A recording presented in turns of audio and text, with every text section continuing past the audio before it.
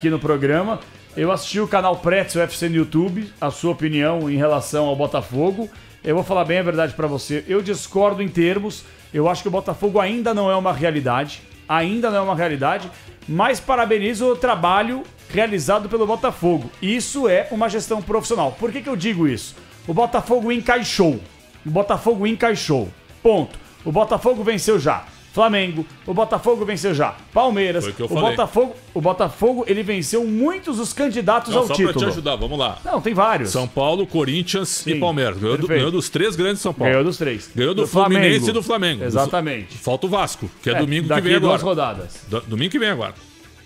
Tá. É domingo agora. 2 jogos porque tem Sul-Americano no meio, isso. Domingo agora tem Botafogo e Vasco Maracanã. Tem o Sul-Americano no meio de semana e tem no final de semana às 4 da tarde. Aí ganhou do Bahia. Ué, cara, mas tem o... Não, tudo bem, Xandão. Tem gente que não ganha do Bahia. Não, o Palmeiras perdeu do Bahia, ok. Isso eu gostaria de dizer. É que não é um candidato a título que eu tô querendo dizer, entendeu? Ganhou do Bragantino. Ok, não é um candidato também. Ganhou do América, ganhou do Galo.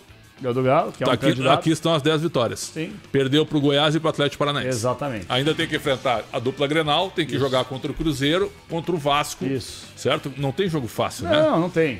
Não, ganhou do Fortaleza também, eu não contei o Fortaleza. Tem razão. Fortaleza. É um jogo difícil sempre também.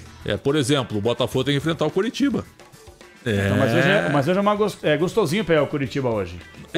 É isso que eu quero dizer. É melhor você pegar o Curitiba do que você pegar um time lá em cima, né? O Grêmio hoje. Parei um pouquinho que eu... Vamos lá. Ganhou dos 4... Não, ganhou de 3 paulistas. Sim. Ganhou de 2 cariocas, desculpa. Ganhou do Fortaleza, ganhou do Bahia, ganhou do Bragantino. Aí ganhou... são as duas vitórias. Ganhou do Cuiabá fora de casa, que eu tinha me esquecido. Mal. E ganhou do América. Aqui estão as 10 vitórias. Perfeito. E perdeu para Goiás e Atlético. Então ele tem que enfrentar, vamos lá, o Cruzeiro, o Inter, o Grêmio, o Vasco.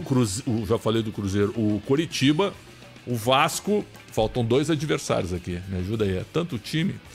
Gente, vamos lá. Não, ele ganhou do Galo também, que eu não Fortaleza, ganhou do Galo 2-0. Fortaleza. Você já contabilizou?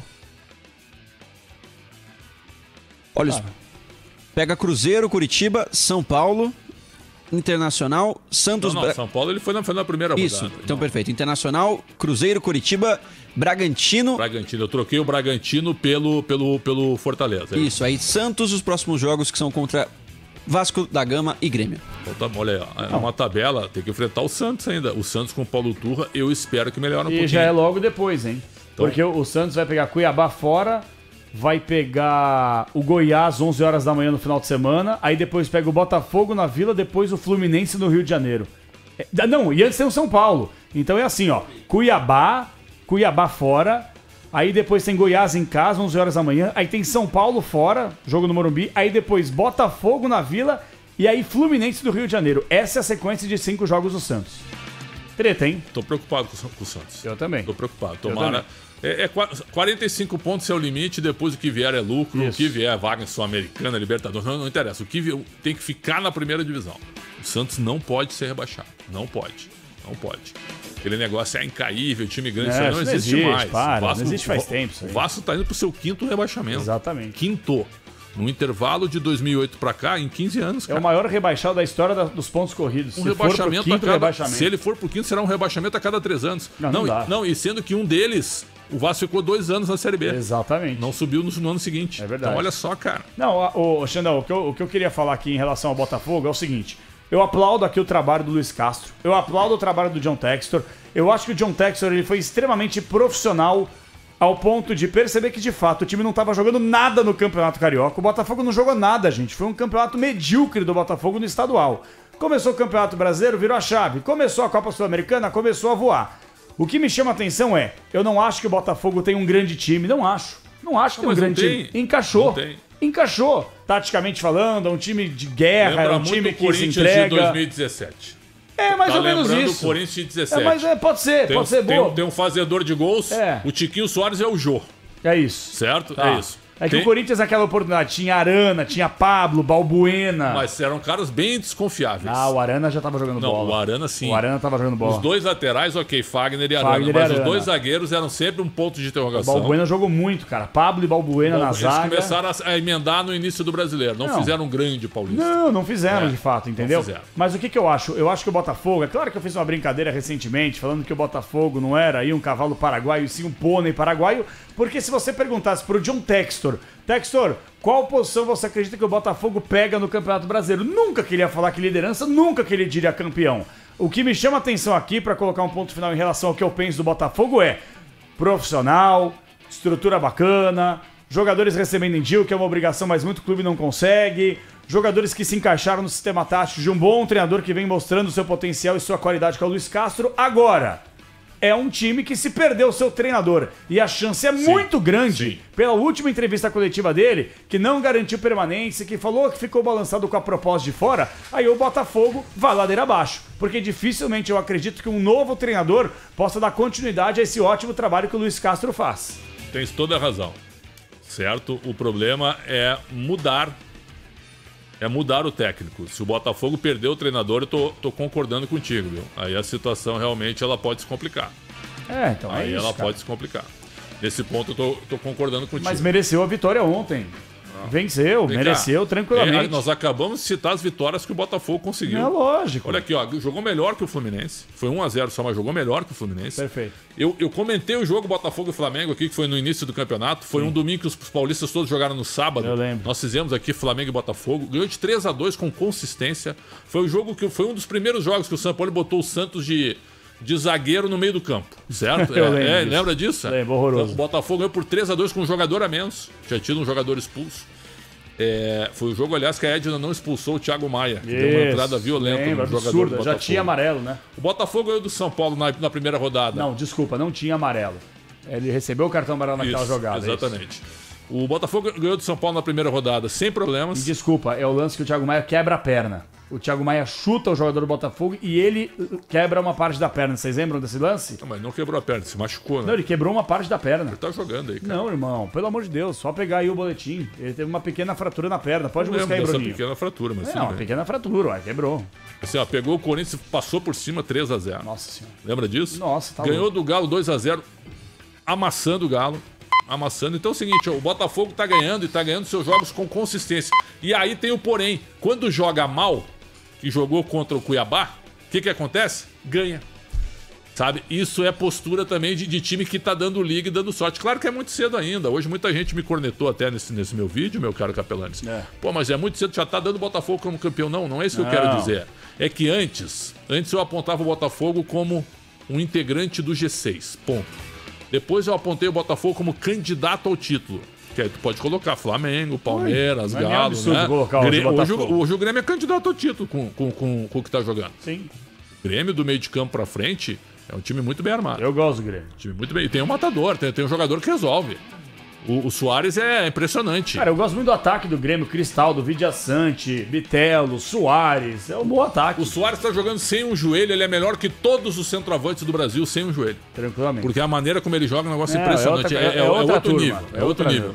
Então é o seguinte, ó, hoje o Botafogo, pra mim, ele não é candidato, ele é favorito ao título. Aí mudou a condição. Não, ele favorito, favorito, eu acho favorito eu já acho muito forte ainda. Porque a pontuação ela é muito alta. Não, ela é alta, Xandão, mas a gente tá com um terço do campeonato apenas. Cara, a gente não chegou nem perto da metade ainda. Mas o campeonato tá muito duro. E aí é o que tu disseste ontem, disseste bem. Os dois extremos. Tem um time que é péssimo, que não consegue ganhar de ninguém. E tem outro time que ganha de todo mundo. Sim. E aí tu tem 18 que estão embolados. Claro. Nesse ponto tem razão. Lembra que o ano passado, você vai lembrar isso aqui, me ajuda. Nós entrevistamos o Arthur, que hoje tá no Palmeiras. Ele tava no Bragantino, ele deu uma entrevista ao vivo aqui, entrou por Skype, trocou uma ideia com a gente. Naquela oportunidade, o Arthur e o Bragantino estavam liderando o Campeonato Brasileiro. Se eu não tô equivocado aqui, Bruninho, me ajuda. Era na 7ª ou 8ª rodada do Brasileirão. Tava entre 6ª, 7ª e 8ª rodada do Campeonato Brasileiro. Se eu não estou equivocado aqui. Nós perguntamos pro Arthur, vamos ser bem sinceros, vocês aguentam até quando aqui? Não deu 3 rodadas, já tinha perdido a liderança. Porque não tinha fôlego, porque não tinha time, não tinha elenco pra poder suportar. Só corrigindo, foi em 2021, Capela. Desculpa. 2021. Eu falei o quê? Ano passado, desculpa. 2021, claro. Foi o ano que o Arthur jogou muito. Isso, 2021. Inclusive esteve na seleção do campeonato. Exatamente, 2021, perdão. Chegou na nona rodada invicto naquela ocasião. É exatamente isso. Obrigado, Bruninho. 2021, o Bragantino estava invicto na nona rodada, liderando o Campeonato Brasileiro. Não estou comparando aqui Bragantino diferente. E Botafogo, é claro, mas foi o que nós perguntamos. Vamos falar a verdade, Arthur? É difícil aguentar, né? Ter respiro, etc e tal, por mais que vocês não tenham as 3 competições aí ao mesmo tempo. E o próprio Arthur falou que realmente era um trabalho bem feito, consolidado, mas que dificilmente manteria a ponta. E eu até inverto. Se fosse o Bragantino hoje com 30 pontos, eu acharia que não teria nada definido. Se esse Bragantino atuar hoje com 30 pontos, com 10 vitórias... Apesar da boa campanha que faz no Brasileirão. Em 12 jogos, quer dizer, ele ganhou os 2 jogos agora, né? Sim. Até a parada pra data FIFA era uma campanha ruim. Não, era o time candidato a rebaixamento, tava lá na 15ª posição. Ele amassa o Flamengo, quando todo mundo esperava que o Flamengo ganhasse. E ganha do Goiás. E ganhou do Goiás. Então ele fez 6-0 no agregado, em 2 jogos. E aí ele vai pra 20 pontos. Exatamente. O Inter não tá jogando nada, cara. As pessoas não é má vontade, as pessoas não estão vendo o Inter jogar. Ontem foi um jogo assim, sabe, do sobrenatural. Porque o Inter não jogou nada e ganhou o jogo com 2 caras limitadíssimos. Porque quando o time pequeno não mata, geralmente ele morre. E o América Mineiro não matou quando tava 1-0, tomou um empate, no final tomou gol de letra do Jean Dias. O Inter empatou com o Jean Dias, que não pode passar perto do Beira-Rio, em condições normais, e virou com o alemão, que tava pra sair. Mas ele fez gol de letra, cara. Tudo bem, João. Esse é o lance da vida dele. Acontece, cara. Acontece, deu sorte. Mas assim, a gente tava vendo o jogo aqui com o monitor. O Inter não jogou nada, cara. Absoluto. E ganhou o jogo. Aí tu vai dizer, pô, mas ô Preto, tem má vontade? Não. É que eu gosto de avaliar desempenho com resultado. Evidentemente que o resultado é muito importante. O Inter tá com 20 pontos, cara. O Inter tá em 6º. Sem jogar nada. Se estivesse jogando bem, poderia já ter 23, entende o que eu quero dizer? Sim. 24, 25. Poderia até estar em segundo. Poderia estar em segundo. Mas não tá jogando nada. Então, vamos ver agora se melhora com o Ener Valencia. Tá um entusiasmo muito grande da torcida do Inter. Acho até que o entusiasmo normal para carência de bons jogadores, né? O Inter tá sem bons jogadores há um bom tempo. Então, para carência, chega um cara que tá fazendo um monte de gol, um cara de Copa do Mundo. Acho que o entusiasmo ele é pertinente. Mas assim, vamos esperar um pouco a bola rolar. Uma boa contratação do Inter. Não, é uma boa contratação. Mas eu não acho que é de primeiro mundo. De nível, imagina. De grande nível. Não, até porque... É um bom jogador. Vamos fazer uma pergunta aqui. Jogou onde o Valência? Qual grande centro ele jogou? O Galatasaray na Turquia? Não, calma aí. É um gigante da Turquia. E um médio na Europa. É um médio pra baixo, né, Não, é médio. Na Europa é médio. Médio pra baixo, Só que assim, o Galatasaray é time de fim de carreira de vários jogadores. De vários. Infelizmente tem que dizer isso. É verdade. Grandes nomes já encerraram a carreira no futebol turco. Verdade. Vários jogadores. É verdade. É verdade ou não é? Fenerbahçe e Galatasaray. Ele tá no Fenerbahçe, perdão. Tafarel jogou no Galatasaray, né? Sim, inclusive foi treinador de goleiros. Exatamente. O Ener Valencia é do Fenerbahçe. Tá? Galatasaray é um outro jogador que estava agora. Não, é um que queria alguém do Brasil aqui agora. Foi fazer proposta. Eu troquei os times bem, só. Mas é uma das maiores rivalidades mundiais. Galatasaray e Fenerbahçe. E tem o Besiktas, que é uma espécie de terceira força e que é uma espécie do Sporting de Portugal, certo? Benfica, Porto, Galatasaray, Fenerbahçe, Besiktas e Sport. Seria a proporção essa daí, perfeito? É isso. Bom, Botafogo então, acho que a gente tá alinhado aqui. Eu não acredito que o Botafogo ainda tenha pulmão para suportar 38 rodadas, repito aqui. Estamos com 1/3 do Campeonato Brasileiro. E o Botafogo, certamente, que já é líder do seu grupo na Copa Sul-Americana, não tenha dúvida alguma que vai focar nessa competição. Ou você acha que não? Na hora de chegar o mata-mata, tem um jogo na quarta-feira e outro jogo no sábado, por exemplo, o Botafogo vai priorizar a competição de mata-mata. É o que eu tô deduzindo, até pela gordura que conseguiu construir ao longo dessas últimas rodadas. Essa semana agora, Botafogo e LDU estão empatados. Exatamente. O Botafogo tem um saldo melhor. Mas tem que ganhar. Tem que ganhar. Quem é que pega o Magajanes? O Magajanes é melhor que o outro time.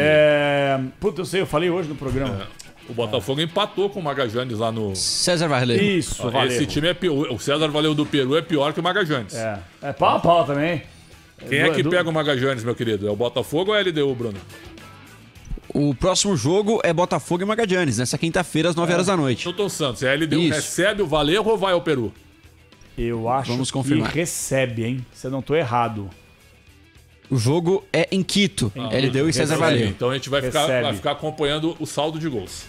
Claro, porque os dois devem vencer. a gente só vai ver quem é que vai fazer mais gols. Exatamente. Botafogo tem quantos gols a mais? Botafogo, o saldo tá igual, 5 para cada lado, mas Botafogo marcou 9 e a LDU marcou 7. Olha que loucura. Então, caso o saldo permaneça o mesmo, o Botafogo leva vantagem. Mas vamos lá, se empatarem em tudo, confronto direto. Nos 2 jogos, o que aconteceu aí? 2 empates? Acho que foram 2 empates, eu vou te confirmar. Bom, aí tem que ver quem fez gol fora. Exato. Sim, aí tem que ver como é que... 0-0 nos 2 jogos. Aí é cartão amarelo e vermelho. Não seria os gols marcados? Na Sul-Americana não, né? Não, mas eu tô falando que se empatar em tudo. Isso. Perfeito. Aí é cartão. Já é primeiro confronto direto, depois cartão. Nossa senhora. Nossa, olha que loucura. É então. loucura. Bom, acho que o Botafogo não tem pulmão para aguentar 38 rodadas. O Pretzel eu acho que já é uma realidade. Sim. É um favorito ao título. Vamos aguardar as próximas rodadas também. Eu queria falar aqui em relação ao Corinthians.